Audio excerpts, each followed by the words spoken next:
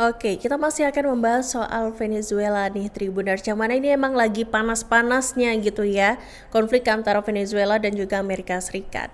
Jadi ini mantan wakil Presiden Kolombia nih, Tribuners, yakni Francisco Santos Calderon. Ini membuat pengakuan mengejutkan nih soal penculikan Presiden Venezuela Nicolas Maduro oleh pasukan Amerika Serikat pada Sabtu 3 Januari 2026 lalu. Jadi Santos yang menjabat sebagai wakil presiden Kolombia pada tahun 2002 hingga 2010 itu kemudian menjadi duta besar Kolombia untuk Amerika Serikat ini menyebut bahwa Delcy Rodriguez yang merupakan ini wakil presiden ya saat ini merupakan orang yang mengkhianati Maduro. Jadi Delcy Rodriguez ini adalah wakil presiden Venezuela yang mendampingi Maduro memimpin Venezuela sejak terpilih pada pemilu terbaru 2024 lalu, Tribuners. Delcy Rodriguez termasuk orang kepercayaan dari Presiden Maduro itu sendiri. Dan ia menduduki posisi wakil presiden sejak 2018 dan sudah menjadi bagian dari pemerintahan sejak Hugo Chavez terpilih gitu. Jadi agak typo ya, pakai V gitu. Terpilih pada 1999 nih, Tribuners. Dan Santos ini mengatakan bahwa sungguh aneh gitu ya, pasukan Amerika Serikat bisa dengan mudahnya gitu datang ke Venezuela dan bahkan langsung menculik orang nomor satu di negara tersebut gitu, yakni Presiden Maduro gitu. Jadi kemudian Santos ini mengatakan bahwa jelas bahwa mereka ini pasti menyiapkan segalanya gitu ya, apalagi mereka mau menjalankan misi untuk menculik Presiden Maduro.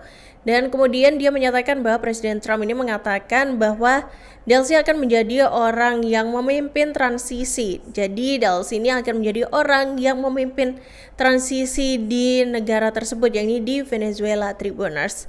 Dan dia juga mengatakan bahwa dari sini juga sangat memahami ya peran yang akan dimainkannya gitu, dan dia akan berusaha untuk mendapatkan sedikit kemandirian.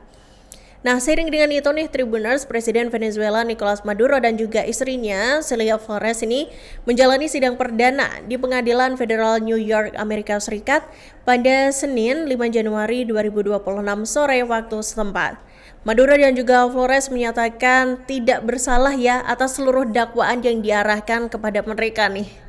Dan sidang perdana tersebut dipimpin langsung oleh Hakim Distrik Amerika Serikat Alvin Hellerstein dan berlangsung sangat singkat, ini sekira 30 menit aja. Nicolas Maduro menghadapi dakwaan konspirasi narkoterorisme, konspirasi impor kokain, serta pelanggaran kepemilikan senjata nih, Tribuners. Nicolas Maduro yang gagal menahan amarahnya ini juga dia akhirnya meluap-luap gitu ya kekesalannya, amarahnya ini selama persidangan gitu. Jadi dia sempat terlibat adu mulut nih dengan seorang pria yang mengklaim pernah dipenjara oleh rezim Maduro. Maduro di saat itu juga membalas berteriak kepada Pedro Rojas yang berada di ruang sidang saat itu. Maduro membalas bahwa dia adalah tawanan perang setelah Rojas memperingatkannya bahwa dia akan membayar atas kejahatannya tersebut.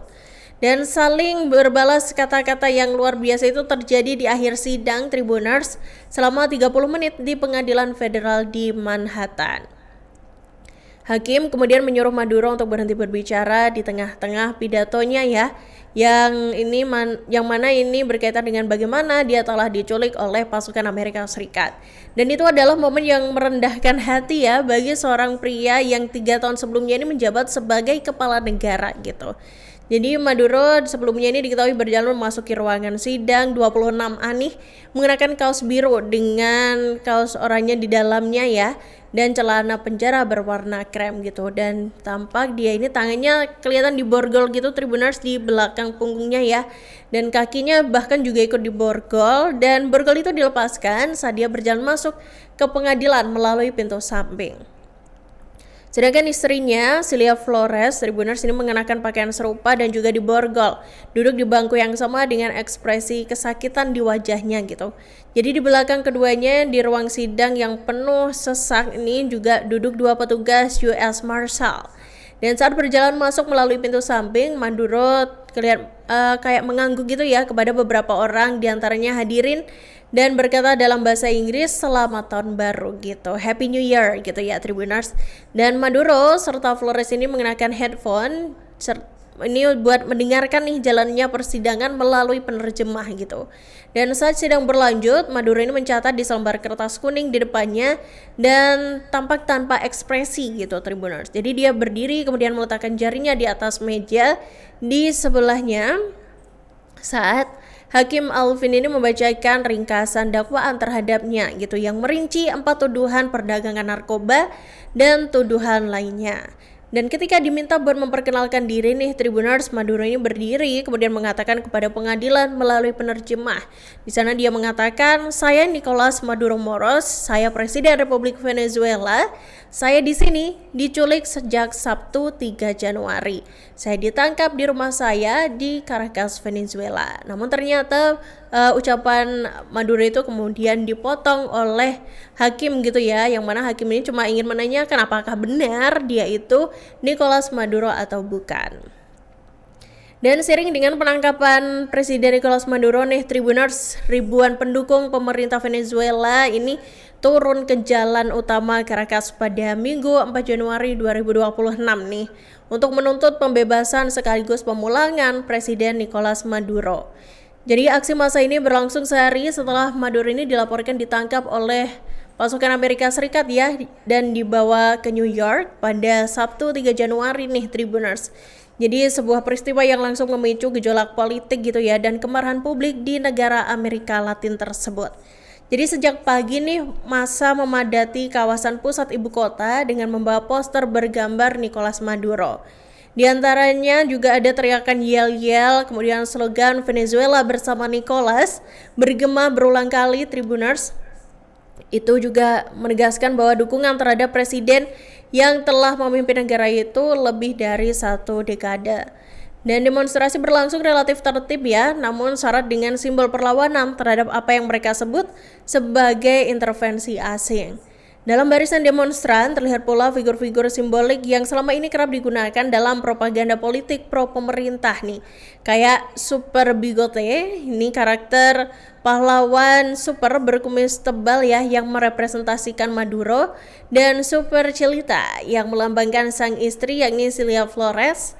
Dihadirkan sebagai bentuk sindiran sekaligus simbol ketahanan pemerintah Venezuela menghadapi tekanan eksternal. Dan kehadiran simbol-simbol ini menegaskan bahwa aksi tersebut bukan sekedar unjuk rasa spontan, melainkan juga pernyataan politik yang terorganisasi. Para pendukung Maduro secara terbuka menyuarakan penolakan terhadap kemungkinan terbentuknya pemerintahan Venezuela yang didukung atau bahkan ditentukan oleh Amerika Serikat. Mereka menilai penangkapan Maduro sebagai upaya langsung nih untuk mengubah peta kekuasaan di Caracas. Dan kekhawatiran akan lahirnya pemerintahan boneka nih menjadi salah satu narasi dominan dalam orasi-orasi yang disampaikan di tengah kerumunan massa itu. Jadi bagi para pendukung Maduro, peristiwa ini bukan hanya soal hukum, melainkan pertarungan simbolik atas kedaulatan nasional dan arah masa depan Venezuela. Download Tribun X sekarang. Menghadirkan lokal menjadi Indonesia.